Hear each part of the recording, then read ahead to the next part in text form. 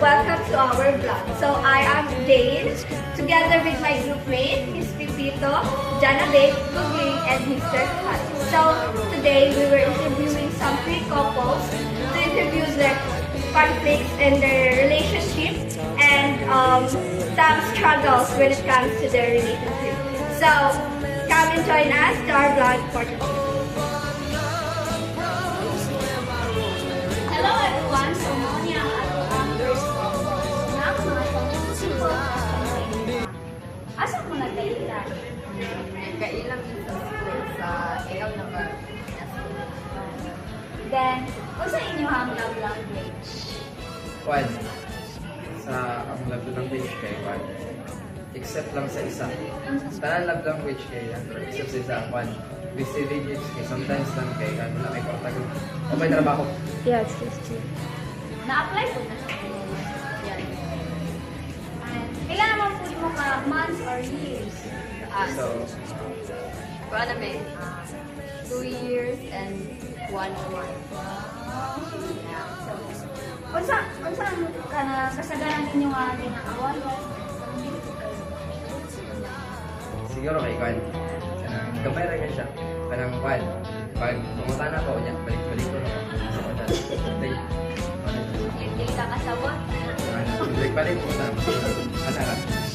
So, ginausa mo natin yung pag-fix.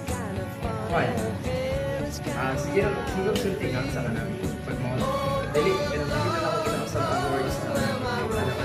So decide ko na kayo sa siguro mo kwan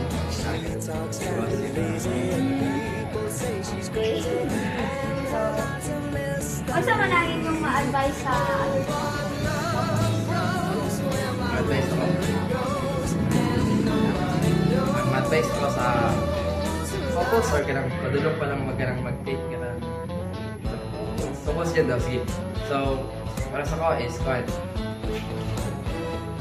90 studied na sa kanang need na mag-ayubos na. Kaya, kung kahamang ang sa kanang tawagin niyo, kanang magdinubagay is, kwan, wala yung hindi mo pa ng problema. So, kasi isa na sa mag-ayubos na yun. Wala siya mag-ayubos na try para din na isa man ang depende. para sa kakay, siguro mostly lucky din ako. So, unsa may best memories ninyo? Fine. Siguro katungkwan, birthday niya nga sa nangaliko niya sa asa na kita kayo? Mati. Sa Mati. Wow! Makita ba ni mo siya sa imong future? So, of course, kay ka. Of course. Ikaw, ma'am. That's all. Thank you. Hi, everyone. Second couple that na-interview mo karoon dahil sa first station. I am Kate Nalvigena. I'm Alexis Eric. So, asa mo magpila?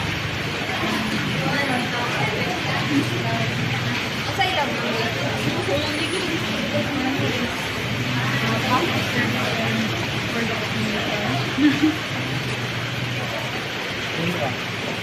Sa pila na mo ka month or years? 1 year and month, 1 year and 1 month. Unsa ka sa ganan mo pinakawalan?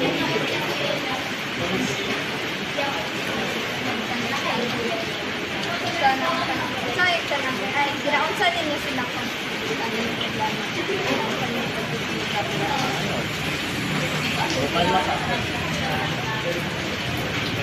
Okay. Tapos ano?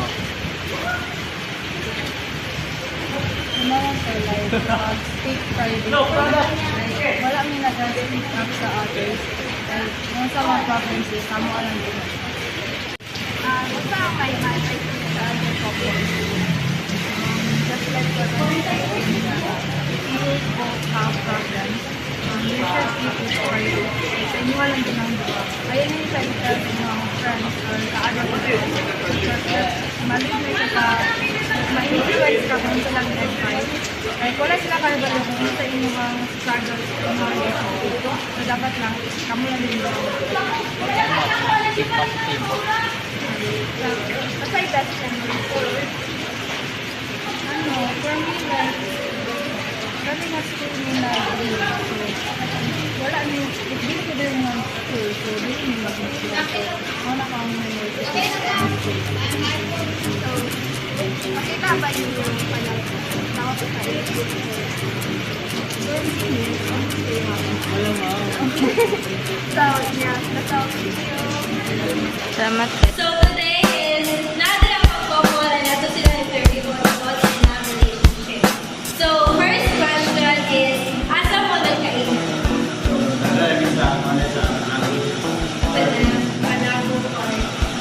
So second is, unsay love language ninyo? Act of service. Third is, pila na mo ka months or years? So, unsay kasagaran na inyong ginawayan?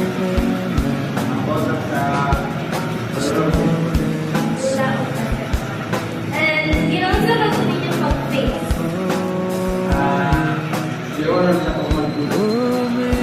So, sa may advice ninyo sa other couples?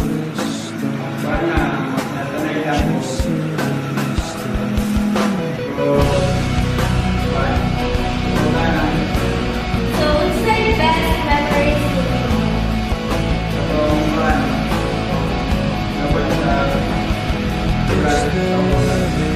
So, makita ba niyo siya sa imong future?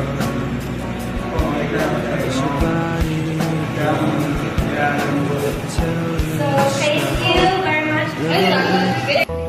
From these interviews, we have learned that every story is different, but they all require effort. Most couples said that communication, respect, and trust is the most significant thing in maintaining the relationship. They also shared that conflicts are normal, but solving them calmly makes the relationship stronger. We realized that love grows through understanding, patience, and so that's all for our vlogs. Thank you for watching.